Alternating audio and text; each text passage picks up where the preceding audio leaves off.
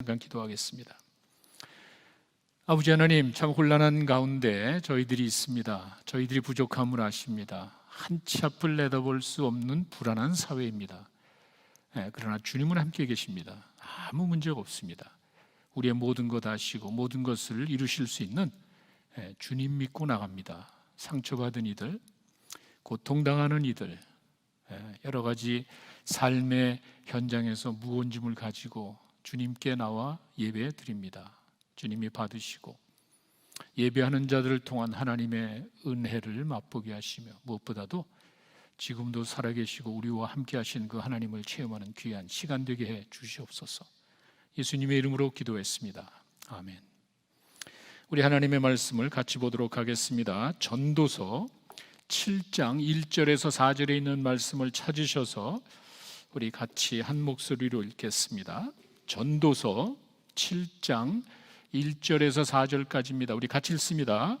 좋은 이름이 좋은 기름보다 낫고 죽는 날이 출생하는 날보다 나으며 초상집에 가는 것이 잔치집에 가는 것보다 나으니 모든 사람의 끝이 이와 같이 됨이라. 산자는 이것을 그의 마음에 둘지어다. 슬픔이 웃음보다 나음은 얼굴에 근심하는 것이 마음에 유익하기 때문이라.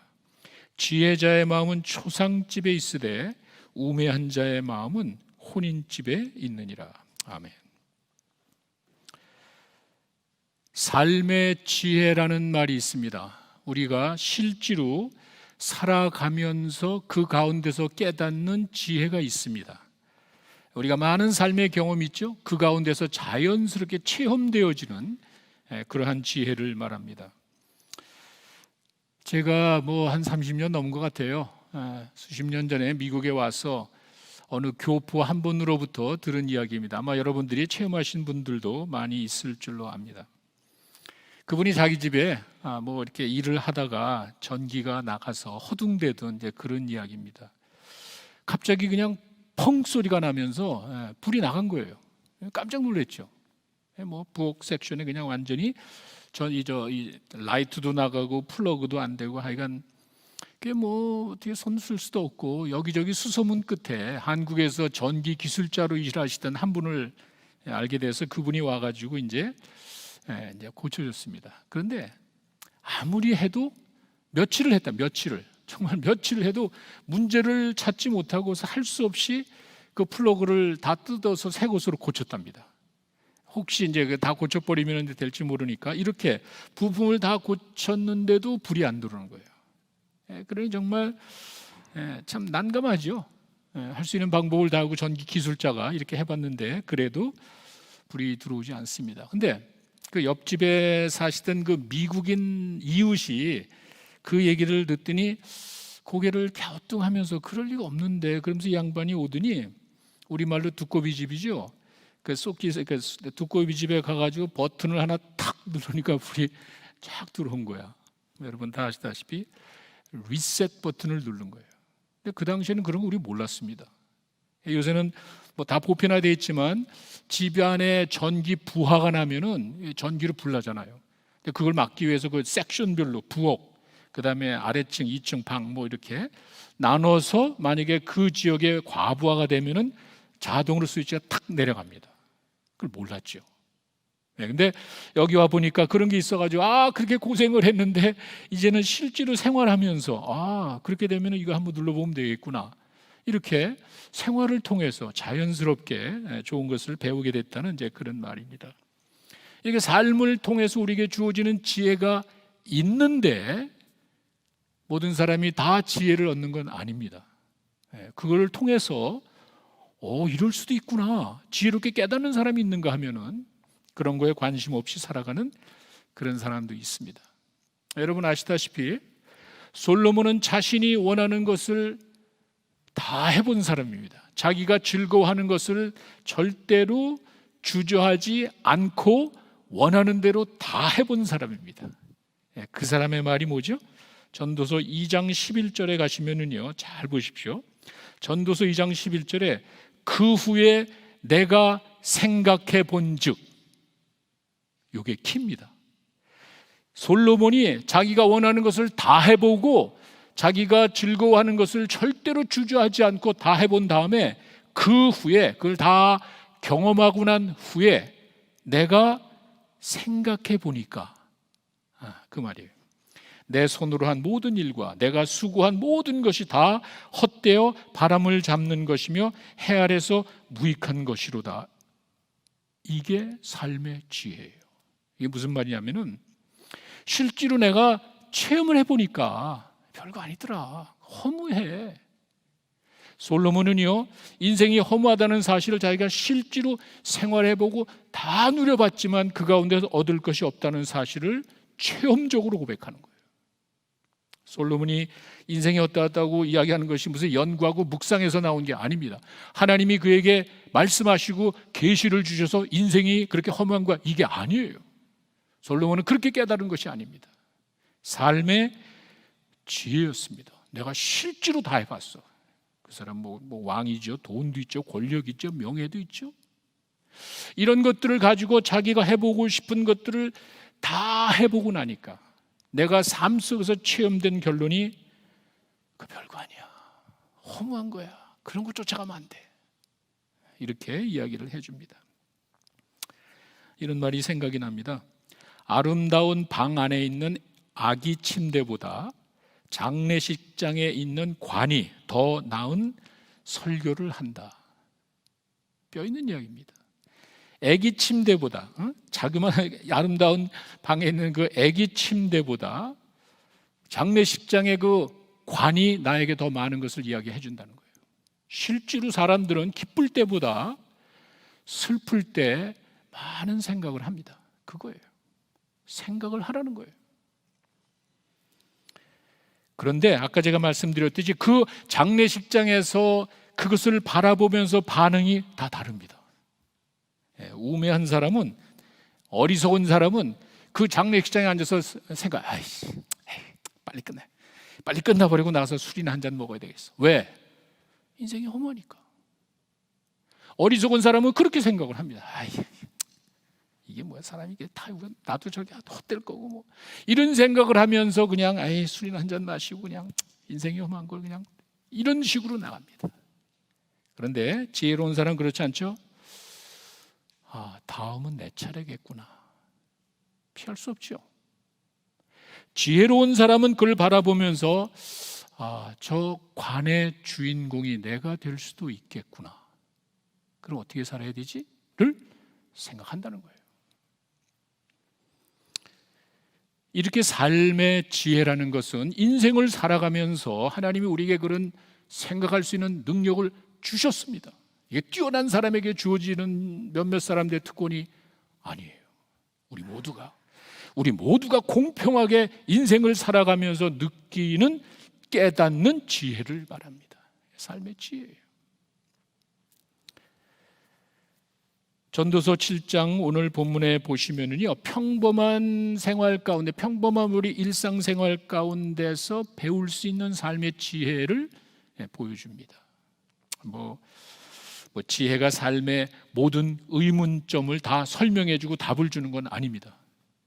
그렇더라도 지혜로운 삶이 주는 몇 가지 유익한 점이 있습니다. 여기에 우리가 귀를 기울여야 됩니다. 제가 오늘 여러분들에게 지혜로운 자의 모습이 어떤 것인가? 먼저는 항상 죽음을 염두에 두고 살아갑니다. 죽음 이야기에서 좋은 사람 하나도 없습니다. 그게 문제예요. 죽음을 그냥 쓸데없이 이야기하는 것이 기분 나쁘라고 젖혀두지만 그게 아니죠. 죽음을 염두에 두고 살아가야 되는 이유는 전도서 오늘 본문 7장 2절에 나와 있습니다. 7장 2절에 이렇게 돼 있죠. 초상집에 가는 것이 잔치집에 가는 것보다 나은데 그 이유는 모든 사람의 끝이 이와 같이 되는 거야. 그 관에 누워있는 사람만의 문제가 아니라는 거예요. 모든 사람의 끝이 그렇게 되는 거야. 그 다음에 뭐라 그랬죠? 살아있는 너희들은, 산자는 이것을 마음에 둘지어다. 피할 수 없는 거 아니에요? 이게 어느 특별한 무슨 죄 짓고 잘못한 사람에게 한정된 일입니까? 그 생각을 버리셔야 돼요. 우리 모두가 예측할 수 없는 하나님만 아시고 하나님만 주관하시는 우리는 그 인생을 살아가고 있는 거예요. 잘 기억하세요. 모든 사람의 끝이 그렇게 되는 거야. 살아있다면 너희들은 꼭 그것을 마음에 두어야 된다. 그리고 4절로 가면은 좀 더 구체적으로 이야기합니다. 지혜자의 마음은 초상집에, 우매한 자의 마음은 혼인집에 있느니라. 그저 그냥 현재의 즐거움에 만족하며 사는 것이 아니라 지혜롭게 미래도 생각해야 되는 거야. 뭐 뻔한 이야기 같지만 사람들은 그렇게 살지 않습니다. 당연한 것 같지만 사람들은 준비하지 않습니다. 기분 나쁘대. 얼마나 어리석은 소리예요. 이것은 단순히 삶보다 살아가는 것보다 뭐 죽음이 난 거야 이런 뭐 염세주의를 말하는 게 아니죠. 인생이 고달프고 헛되고 힘드니까 차라리 죽는 게 나아 이걸 이야기하는 게 아니죠. 그렇다 그래서 초상집에 가서 애곡하는 것을 미화시키는 것도 아니죠. 그런 의도가 아닙니다. 잔치집에서 헛된 쾌락을 즐기기보다는 삶의 끝을 생각하라는 거예요. 왜? 피할 수 없잖아. 그러면은 내가 어떻게 살아야 되는지를 좀 생각하게 되잖아. 현재의 기쁨과 만족에 치중하지 말고 그것이 전부가 아니기 때문에 피할 수 없는 삶의 끝을 기억하며 살라는 거예요. 이 말은 숙연한 그 슬픔이라 그럴까, 심각한 그런 삶을 숙연하게 좀 깊이 있게 생각하는 그 모습이 단순한 기쁨보다는 낫다는 거예요. 왜냐하면은 죽음 앞에서 사람은 인생을 다시 한번 살펴봅니다. 삶의 의미를 생각합니다. 언제 여러분 그렇게 생각하죠? 잔치집에서 그런 생각합니까? 그렇지는 않습니다. 내가 어떻게 살아야 되지? 이런 거 한 번쯤 삶의 의미와 목적을 생각하는 것은 죽음 앞에서 그런다는 거예요. 그저 한순간에 만족이나 기쁨으로 끝나는 것이 아니라 그 이상의 것도 좀 바라보며 살아라. 1절에 보시면은요 이렇게 돼 있죠.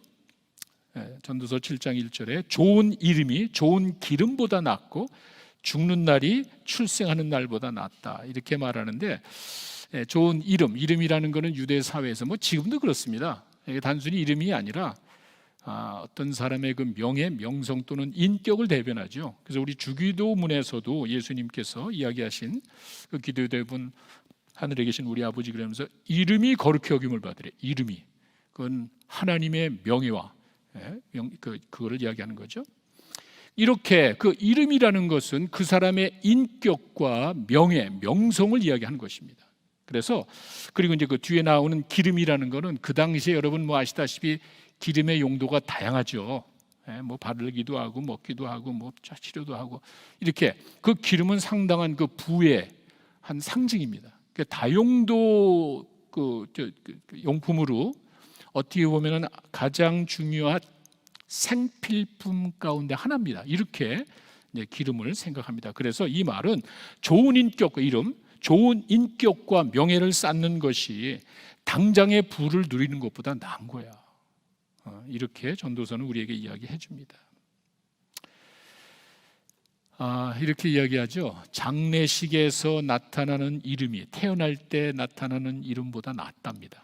다시 우리에게 이름이 태어날 때 이름이 있고 그 다음에 장례식에 나타나는 이름이 두 개가 있답니다. 태어날 때 주어진 이름 부모님이 준 거고요. 장례식에 나타나는 그 이름은 사람들이 나에게 주어진 이름입니다. 이거는 우리가 쉽게 생각할 수 있습니다. 내가 죽었을 때 내 묘비에 뭐라고 써야 되지? 내 인생을 한마디로 쓸 수 있는 것. 내가 태어날 때는 내 이름을 우리 부모님이 지어줬지만 그 인생을 살아가면서 내 묘비에 한마디로 딱 찍히는 그 이름이 더 중요하다는 거예요. 내가 어떻게 살아왔는지를 평가하는 그 순간이 오잖아요. 나는 떠나지만 그 이름 영원히 남습니다. 이 최동가위는 이런 사람이었구나. 이 사람은 이런 사람이었구나. 이것이 내가 죽고 난 다음에 남게 되어 있습니다. 그 묘비에 새겨지는 그 짧은 한마디, 이게 내 이름이에요. 내 인생을 어떻게 살았는지 짧게 한마디로 요약할 수가 있어야 돼요. 그게 이제 저는 그렇게 생각합니다. 제가 이제 죽고 나면은 제 묘비에 이제 뭐 생각하시면 있나 모르겠어요. 이제 가끔 요새 장례식 많이 치다 보니까 가까워진다라는 생각도 들고 또 그런 위험한 그 상황에도 갔어 그러니까 한번 그런 생각이 들더라고요. 내 묘비에 어떻게 쓰는 게 좋을까? 뭐 내가 하는 건 아니겠지만 우리 애들이 하겠지만 하나님의 말씀을 열심히 전하다 떠난 사람, 전 그거 만족할 것 같아요. 제가 다른 건 정말 실수도 하고 잘못한 게 참 많아요. 부끄럽습니다. 그냥 소리가 아니에요. 정말이에요. 그런데 열심히 말씀 전하는 일에는 제가 최선을 다한 것 같아요. 그래서 열심히 말씀을 전하다가 간 사람, 최동갑, 단초이 이런 게 있단 말이에요. 내가 아니고 내가 이야기를 100번 해봐야 사람들이 인정하지 않는 그런 이름이 아니라 장례식에서 주어지는 내 이름이 있습니다. 그래서 사람이 태어나면서 이름이 세 가지가 있답니다. 세 종류의 이름이 있답니다. 아까 말씀드린 처음에 부모님들이 지어주는 이름, 두 번째는 남들이 주는 이름이 있고 세 번째는 내가 노력해서 얻은 이름이 있답니다. 뭐 복잡한 건 아니에요. 제가 예를 들어서 말씀드릴게요. 가룟 유다. 가룟 유다는요, 거기서 태어난 유다라는 건 부모님들이 지어준 이름입니다. 가룟 유다 태어날 때서부터 그냥 가롯 사람 유다라는 게 태어났습니다. 근데 사람들은 그를 예수님을 팔아먹은 사람 이렇게 부릅니다. 남들이 불러주는 이름이 있습니다. 예수님을 팔아먹은 사람. 그뿐 아니죠. 유다는 스스로 예수님이 정죄받는 것을 보고 끝났어. 그리고 스스로 생명을 끊었습니다. 유다는 스스로 생명을 끊은 자라는, 스스로 생명을 끊었다는 그런 이름을 본인이 취하게 됐습니다. 가룟 유다, 예수를 팔아먹은 사람, 스스로 생명을 끊은 사람. 시몬 베드로도 마찬가지예요. 시몬 베드로도 태어날 때 부모님들이 시몬 베드로라는 이름을 줬습니다. 그런데 사람들은 그를 예수님을 부인한 사람으로 봅니다. 예수님을 신뢰하고 예수님의 사랑을 가장 많이 받은 그가 예수님을 부인했기 때문에 사람들은 그를 예수를 부인한 사람으로 봅니다. 그런데 여러분 아시다시피 베드로는 통곡하며 회개를 했습니다. 베드로는 내가 비록 실수하고 잘못하고 예수님을 부인했을지 모르지만 회개하고 통곡한 사람으로 우린 베드로는 그렇게 남게 됩니다. 뭐 큰 적은 아니고 저희가 인생을 살아가면서 너무 생각 없이 살기보다는 지혜롭게 삶을 통해서 주어지는 그 지혜를 너희들이 잘 생각하며 살아야 된다. 이제 그 말입니다. 8절에 보시면은요, 일의 끝이 시작보다 낫다. 그렇죠? 8절에 일의 끝. 이거는 마지막이 시작보다 낫다는 건데 이건 뭐 그냥 일반 일반 상식 수준이지요. 일반 상식적인 것에 근거했다고 보시면 됩니다. 어떻게 일을 시작했어도 결국에 사람들이 기억하는 건 마지막이에요. 그 말이에요. 내가 처음에 어떻게 얼마나 잘했을지 모르지만 그래도 마무리를 잘하지 못하면 소용이 없잖아요. 내가 100m, 200m 하면 마라톤 열심히 돼서 1등으로 왁 하다가 그냥 자기가 소홀해서 막판에 결승점 앞에 가가지고 소홀해서 지면 그만이에요. 시작을 어떻게 했어도 마무리를 잘 해야 된다. 요즘 저의 심정입니다. 요즘 저의 조마조마합니다. 자, 이 말은 뭐냐면요, 잘 기억하세요. yesterday, 어제는 지나갔기 때문에 바꿀 수가 없습니다. 내일은 어쩌면 안 올 수도 있습니다. 그래서 오늘, 지금 현재가 중요한 것이고 지금이 미래를 결정한다는 그 말이에요. 우리가 그런 의식을 가지고 이제 살아야 됩니다. 그래서 지혜로운 자는 항상 죽음을 염두에 둡니다. 염세적인 게 아니에요. 삶을 포기하라는 말이 아닙니다. 지혜롭게 사는 모습이에요. 또 하나는 항상 하나님을 경외하며 살아갑니다. 지혜로운 자는 항상 하나님을 경외하며 살아갑니다. 뭐냐면 7장 18절에 보시면은요, 이런 말이 있습니다. 너는 이것도 잡으며 저것에서도 손을 놓지 아니하는 것이 좋으니 하나님을 경외하는 자는 이 모든 일에서 벗어날 것임이라.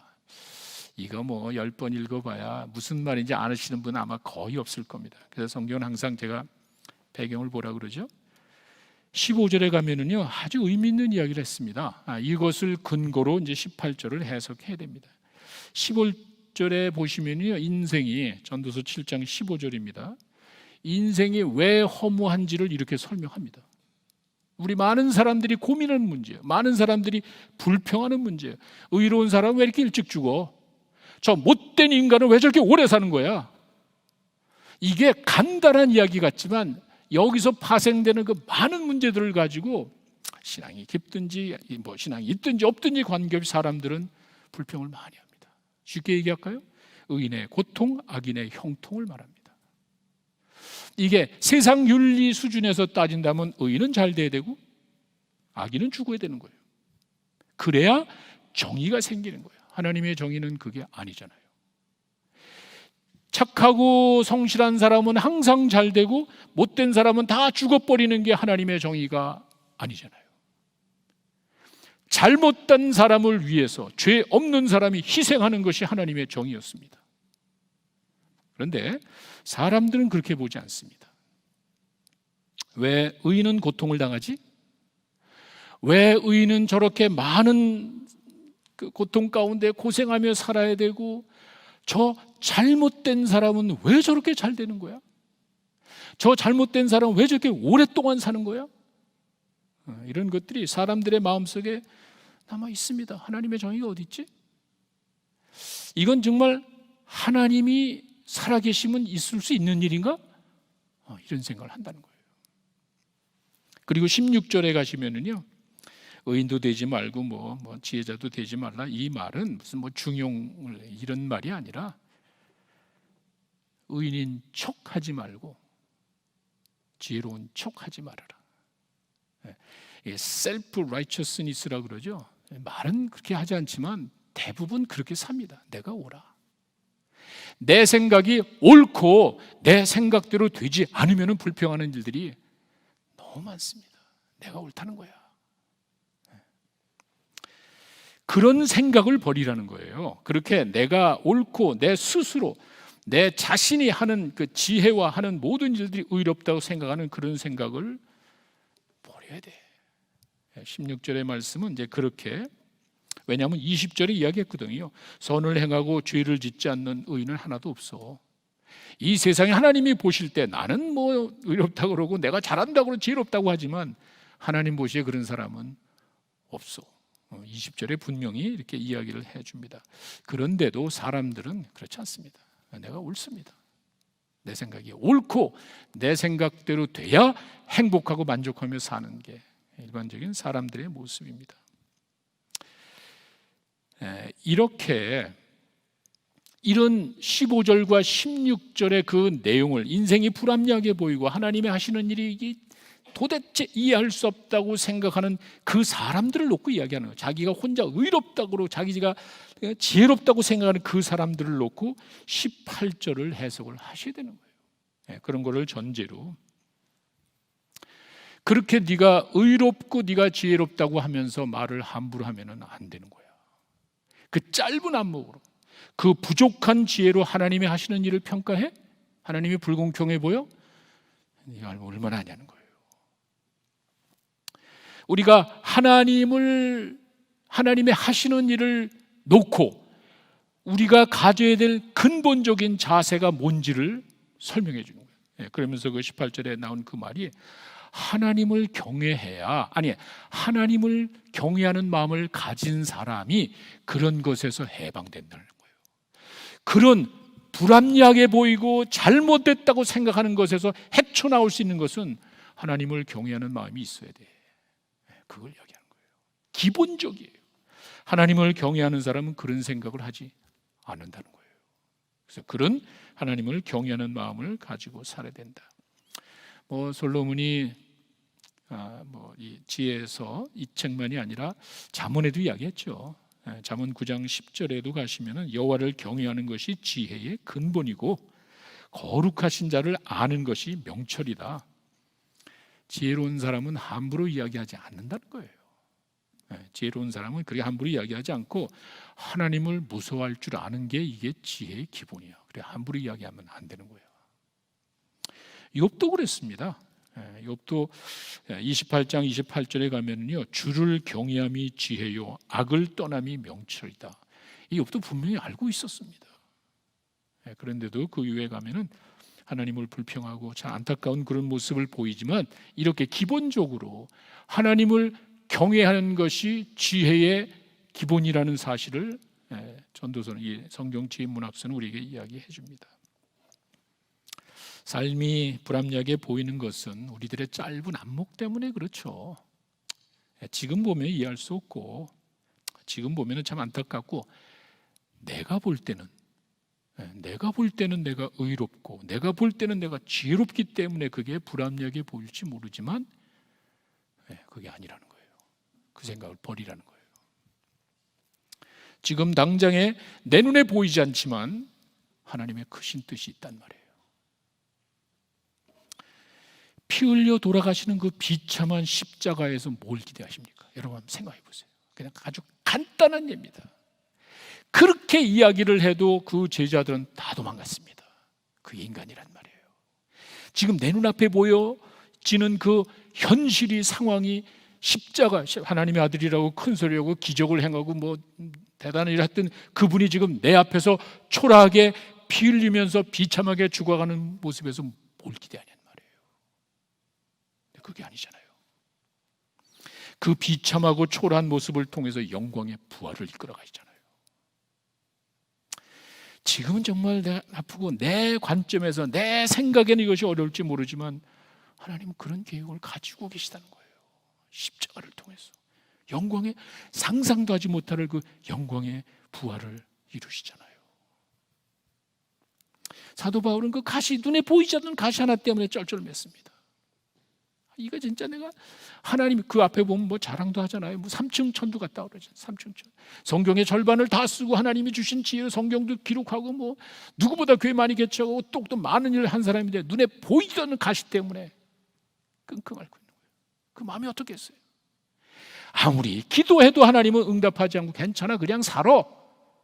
어떻게 했냔 말이에요. 옆에 있는 사람이 뭐라 그러냔 말이에요. 저 사도 바울이 하나님 일을 한다고 하지만 죄진 거 아니야? 하나님이 버리신 거 아니야? 별 생각을 다 할 것 아니에요. 그 율법적인 사람들 앞에서 사도 바울의 마음이 어떻겠어요? 하나님 이야기하시잖아요. 내 은혜가 족한 거야. 너 생각에는 불합리하게 보이고 너 생각에는 잘못됐다고 이야기할지 모르지만 네 생각대로 사는 게 아니야. 이제부터 봐라. 너는 하나님의 은혜로 사는 거야. 내가 부족하지만 가시가 있지만 떳떳하게 사는 거야. 여태까지는 네 생각과 네 지혜로 살아갔다면 이제는 네 몸에 있는 그 가시 때문에 고통 속에서도 다 할 수 있는 거야. 이 하나님의 은혜가 뭔지를 바르게 가르쳐 주잖아요. 그러니까 바울이 이야기하잖아요. 약할 때 강함 주시는 하나님. 이거 언제 느낍니까? 내 삶 속에 하나님이 강력하게 역사하는 게 언제입니까? 여러분 한번 생각해 보세요. 내가 싫어하는 약할 때라고. 언제 하나님의 은혜를 크게 내가 맛보냔 말이에요. 내가 창피하게 느낄 때라고. 그 약할 때 강함 주시는 하나님을 언제 깨닫냔 말이에요. 우리 생각에는 그게 안 들어오잖아. 우리 생각엔 이해할 수가 없잖아. 그러나 하나님께서는 그렇게 일하신단 말이에요. 눈에 보이지 않는 자그마한 가시 때문에 쩔쩔매는 그 사도 바울 낮아지잖아. 약해지잖아. 그때 하나님께서는 은혜를 주셔서 바울의 지혜와 능력이 아닌 하나님의 은혜로 강하게 사역을 마치잖아요. 우리가 알 수 없는 크고 놀라우신 하나님의 그 뜻을 생각하라는 그 말입니다. 시편 기자도 그 이야기는 했습니다. 119편 시편 119편 71절에 가시면은 고난당한 것이 내게 유일해. 이런 말을 어떻게 합니까? 고난당하는 건 그 약한 자의 모습이고 이건 뭐 실패한 거고 뭔가 잘못된 것이 고난당한 것이 어떻게 내게 유익입니까? 왜? 그것 때문에 내가 하나님의 뜻을 깨닫게 된 거야. 삶의 지혜가 있단 말이에요. 헛되지 않단 말이에요. 믿는 사람들에게 우연은 없단 말이에요. 믿는 사람들에게 뭐 재수 없는 그런 일이 없단 말이에요. 내가 그렇게 생각할지라도 하나님은 합력해서 선을 이루시는 분이란 말이에요. 내가 고난당한 것이 유익해. 그걸 통해서 내가 하나님의 뜻을 깨달았대. 얼마나 좋아요. 그것도 생각해야지. 왜 고난 가운데서 아프다고 불평하고 원망하고 있냔 말이에요. 뭔가 있단 말이에요. 더 구체적으로 사도 바울은 로마서 8장 18절에 이야기합니다. 생각건대 현재의 고난은 장차 우리에게 나타날 영광과 비교할 수 없답니다. 이거 참, 현재의 고난만 생각하지 말고 장차 있을 영광을 생각하래. 근데 이 두 가지는 비교할 수도 없대.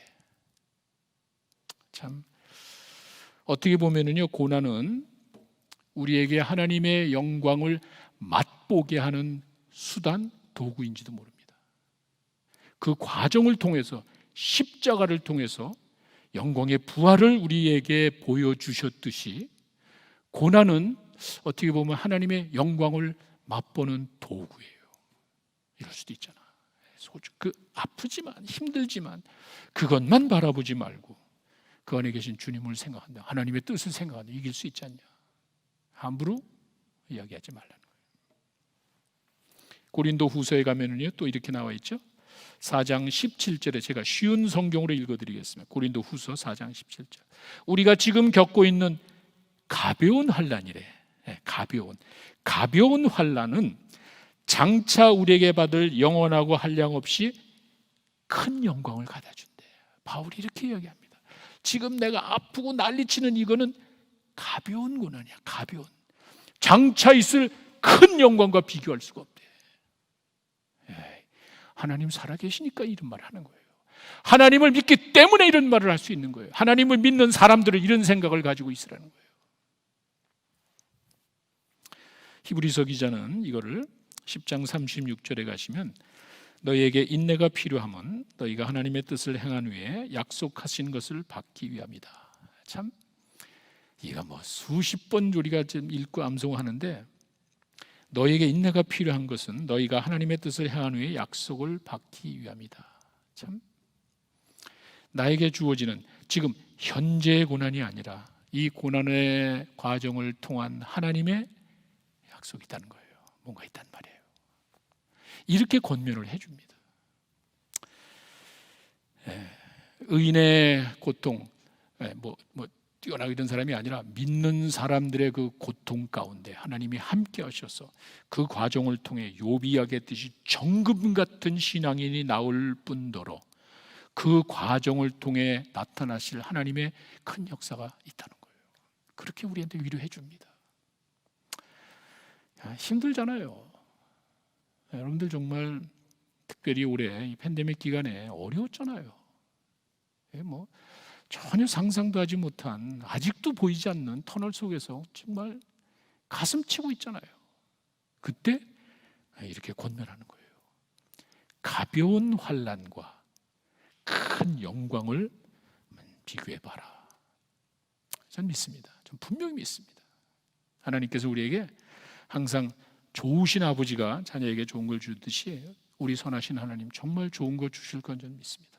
전 그 믿음 절대로 의심하지 않습니다. 실제로 체험하고 있습니다. 그래서 내 것을 포기할 수 있는 것이죠. 이렇게 하나님을 경외하는 사람들은 삶의 어떤 상황 가운데서도 세상을 바라보는 관점이 다르다는 거예요. 그래서 지혜로운 사람은 하나님을 경외하는 마음을 가지고 삽니다. 세상을 바라보는 관점이 달라요. 내 눈앞에 보이는, 내 눈앞에 나타나는 현실과 내 눈앞에 나오는 것들만 바라보고 생각하고 판단하는 것이 아니라 앞으로 있을 고난의 과정이 전부가 아니라 그 이후에 나타날 하나님의 뜻을 생각하는 거예요. 하나님을 경외하는 사람들이 그런 생각을 한다는 것입니다. 7장의 마지막 29절이 아주 의미 있는 말씀입니다. 제가 공동 번역으로 읽어드릴게요. 그러나 이것 하나만은 깨달았다. 하나님은 사람을 단순하게 만들었는데, 이게 이제 일반 번역에는 정직하게라고 되어 있습니다. 하나님이 사람을 단순하게 정직하게 만들었는데 사람들이 공연히 복잡하게 만들어. 우리 성경에는 그냥 사람이 꾀를 부린다고 해요. 이것이 바로 하나님을 경외하는 마음에서 벗어난 모습이에요. 하나님의 계획은 분명하고 하나님의 뜻은 확실하고 하나님께서는 우리들을 이렇게 정직하게 단순하게 하나님 바라보며 살게 했는데 세상 것이 들어가는 거야. 복잡해. 간단하게 생각할 수 있는 그것도 괜히 복잡하게 만드는 거야. 왜? 내 생각이 들어가니까.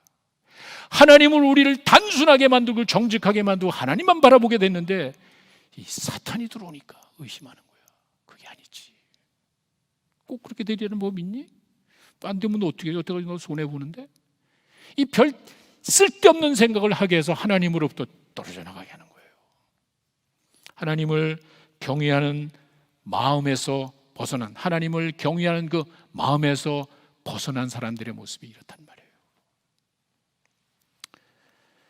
공연히 꾀를 부리고 공연히 문제를 복잡하게 만들어.